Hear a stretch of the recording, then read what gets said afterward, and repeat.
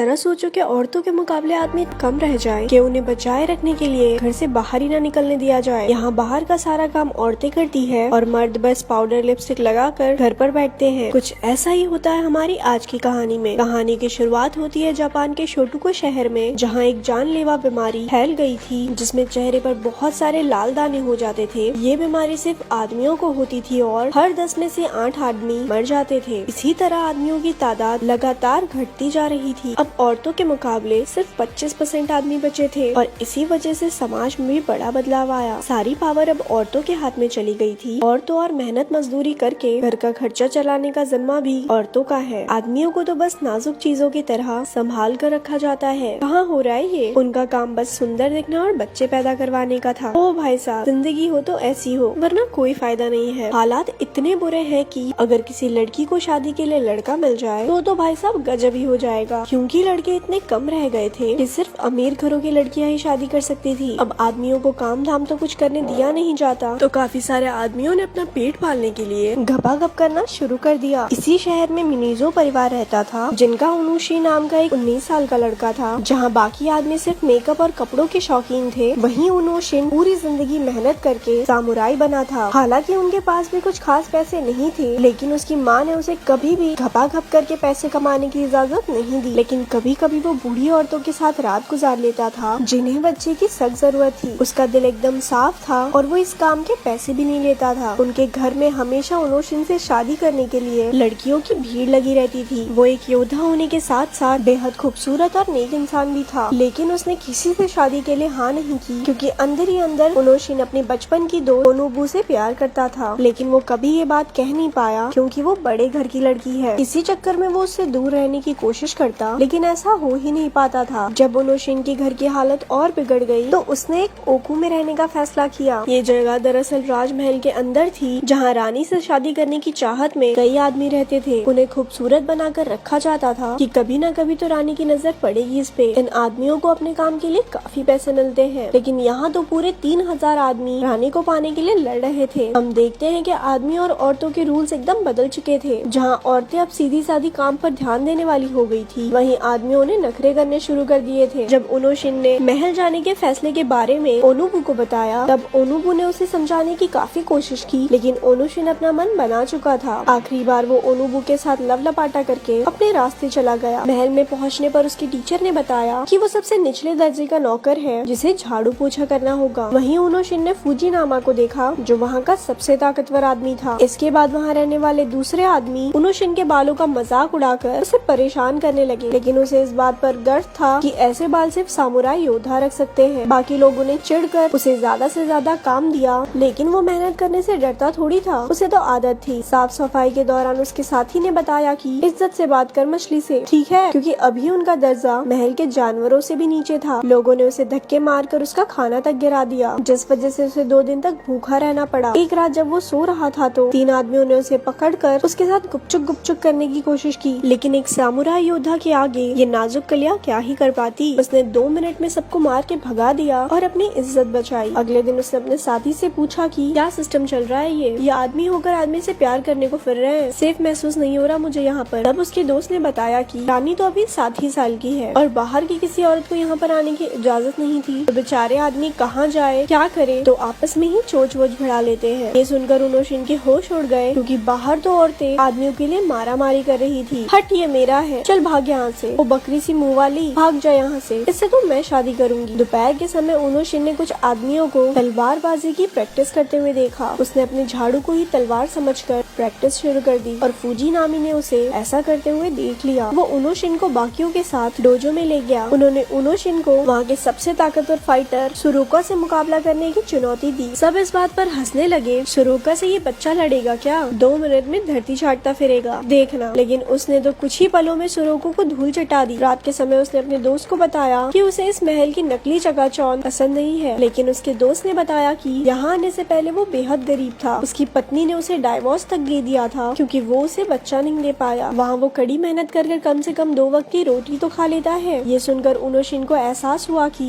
एक अबला आदमी के लिए बाहर रहना कितना मुश्किल है। अगले दिन उसके जीत के किस्से महल में चारों ओर फैल गए और कई जवान लड़की उसे पटाने के लिए उसके आसपास फुदकने लगी। लेकिन रात होते ही सुरोका अपनी हार का बदला लेने आ पहुंचा। उनोशिन को मजबूरन लड़ना पड़ा और इस बार भी वो जीत गया। सुरोका अपनी हार का दुख सह नहीं पाया और इस दुनिया से चला गया। अगले दिन उनकी 7 साल की रानी एक बीमारी की वजह से चल बसी और अब एक जवान लड़की को रानी के पद पर बिठाया गया। वो एक सख्त मिजाज की लड़की थी जो समाज की भलाई के लिए काम करना चाहती थी। वो पिछली रानियों की तरह नहीं थी जिन्हें कुछ काम करने में इंटरेस्ट ही नहीं था। उसने पहले ही दिन एक औरत को काम से निकाल दिया क्योंकि वो कह रही थी कि एक रानी को तो महंगे कपड़े पहनने चाहिए। दरअसल वो नहीं चाहती थी कि महल के लोग महंगी चीजों में लदे रहे जबकि देश भर में लोग भूख से मर रहे थे। उसके इस कारनामे के बाद महल में लोग डरने लगे। अगले दिन वो शहर में भेस बदल कर चली गई। उसने ध्यान से देखा कि आम लोग कितनी मुसीबत से अपना पेट पाल रहे हैं। ज्यादातर आदमी तवाइफों की जिंदगी जीने के लिए मजबूर थे और उन्हें बंद करके रखने वाले लोग उनके साथ जानवरों से भी बदतर व्यवहार करते थे। आम लोगों को पूरा दिन मेहनत करके रात को ही रोटी नसीब होती थी। उधर महल में जवान रानी के आने के वजह से आदमियों की उम्मीद जाग उठी थी। सबने उसके सामने जाने की तैयारियां शुरू कर दी लेकिन सिर्फ हाई लेवल के आदमियों को सिर्फ उसके सामने जाने की इजाजत थी। इसीलिए उनोशिन जानता था कि उसका तो कुछ नहीं होने वाला। लेकिन उसकी तलवारबाजी से इम्प्रेस होकर फुजिनामी ने उसे भी हाई लेवल का बना दिया। प्रमोशन के बाद उनोशिन भी अपने कपड़े तैयार करवाने में लग गया जिन्हें पहनकर वो रानी के सामने जाएगा। बाकी आदमियों की तरह उसने महंगे और भड़कीले कपड़े नहीं चुने। उसने एक खूबसूरत सा काला कपड़ा लेकर टेलर को दे दिया। साकिबा नाम के एक दर्जी ने दिल लगाकर उसकी ड्रेस तैयार की जिससे उनोशिन काफी खुश हुआ। लेकिन इनाम के तौर पर दर्जी को कुछ देने के लिए उसके पास कुछ नहीं था तो उसने दर्जी के होठों पर प्यार चिपका दिया। बहुत बढ़िया चीज है ये, मैं तो कह रही हूँ पेटीएम हटाओ, चुम्मी पे शुरू करो, सब इसी से पेमेंट करेंगे। अब जब रानी से मिलने का दिन आया तो सब उसके कपड़े देखकर हंसने लगे। उसे कहा गया कि रानी के सामने सर झुका के रखे और अगर रानी ने उससे उसका नाम पूछा तो ये साफ हो जाएगा कि रानी ने उसे चुन लिया है। इसके बाद जब रानी उनके सामने से जा रही थी तो उसका पैर एक कपड़े में अटक गया जिसकी वजह से वो थोड़ा लड़खड़ा गई। ये देखकर किसी आदमी की हंसी छूट गई। जब रानी ने पूछा कि ये कौन था तो हमेशा सच बोलने वाला अपना उनोशिन सामने आ गया। उसका खूबसूरत चेहरा और सादे कपड़े देखकर रानी ने उसका नाम पूछ लिया। ये देखकर सबके होश उड़ गए। इसका सीधा मतलब ये था कि रानी ने उसे चुन लिया है। अब उन्हें आज की रात साथ गुजारनी है। लेकिन शाम को उसे बताया गया कि रिवाज कुछ ऐसा है कि रानी के साथ पहली रात गुजारने वाले आदमी को अगले दिन मौत के घाट उतार दिया जाएगा। ये सुनकर उनोशिन के होश उड़ गए। अबे मरने थोड़ी ना आया था मैं यहाँ। लेकिन जब उसे पता चला कि इसके बदले उसके परिवार को बहुत सारे पैसे दिए जाएंगे तो उसने सोचा कि चलो देखी जाएगी। उसी वक्त रानी को भी इस बारे में बताया गया जो अब तक इस बात से अनजान थी। उनकी छोटी सी मुलाकात से ही वो उनोशिन को चाहने लगी थी और वो ऐसा बिल्कुल नहीं चाहती थी कि वो मारा जाए। इसके बाद हमने फुजिनामी और टीचर को आपस में कुछ बातचीत करते हुए देखा। असल में ये सब इन्हीं का प्लान था क्योंकि वो उनोशिन को अपने रास्ते का कांटा मानते थे। इसीलिए उन्होंने जानबूझकर उसे रानी के सामने भेज दिया ताकि वो उनके रास्ते से हट जाए। उसके मरने के बाद टीचर रानी को लुभा कर राजा बन जाएगा। उधर रानी के सामने जाने से पहले उनोशिन के दिमाग में बस अपने बचपन के प्यार ओनुबु के ही ख्याल आ रहे थे। वो बहुत दुखी था क्योंकि वो अब कभी भी साथ नहीं रह पाएंगे। इसके बाद उसे नए नवेली दुल्हन की तरह सजाकर रानी के सामने भेजा गया। बातों बातों में पता चला कि रानी का नाम दरअसल नोबू है। ये सुनते ही उनोशिन का दिल भर आया क्योंकि रानी का नाम उसकी बचपन की प्रेमिका बहुत मिलता था। इसके बाद उन्होंने पूरी रात कुछ प्यार भरे लम्हे साथ निभाए। अगली सुबह जब उनोशिन की आँख खुली तो उसे बताया गया कि रानी उसकी परफॉर्मेंस से बहुत खुश थी। लेकिन चलो बेटा अब मरने का टाइम हो गया है। उसका दोस्त और उसका दर्जी उसकी मौत पर बहुत रोए। उसके परिवार को बहुत सारे पैसे दिए गए लेकिन उन्हें झूठ कह दिया गया कि उनोशिन की मौत बीमारी की वजह से हुई है। कई महीने बीत गए लेकिन ओनुबु अभी भी अपने प्यार को भूली नहीं थी। वो हर रोज उसकी याद में रोती और उसके कब्र पर फूल चढ़ाने आती। लेकिन एक दिन उसके सामने जीता जागता ओनुशी आके खड़ा हो गया। उसने बताया कि रानी की दरियादिली की वजह से वो जिंदा है। रानी को उससे मिलने वाली बेरहम सजा मंजूर नहीं थी, इसीलिए उसने अपने आदमियों को भेजकर ओनोशिन की जान बचा ली। ये सुनते ही ओनुबु उससे बुरी तरह लिपट गई और कभी उसका साथ न छोड़ने का वादा किया। आखिरकार रानी ने महल के सारे आदमियों को रिहा करके आजादी से अपनी जिंदगी जीने को कहा। उसने सबको नए सिरे से अपनी जिंदगी शुरू करने के लिए कुछ पैसे भी दिए। इन आदमियों की वजह से और बच्चे पैदा होंगे जो बाद में पैसे कमाएंगे और सरकारी खजाने पर बोझ थोड़ा कम हो जाएगा। अगर लड़के सच में कम रह गए तो लड़कियां उन पर डोरे डालेगी। और ऐसे ये मूवी यहाँ खत्म हो गई। ऐसी और स्टोरी सुनने के लिए हमारे पेज को लाइक करें।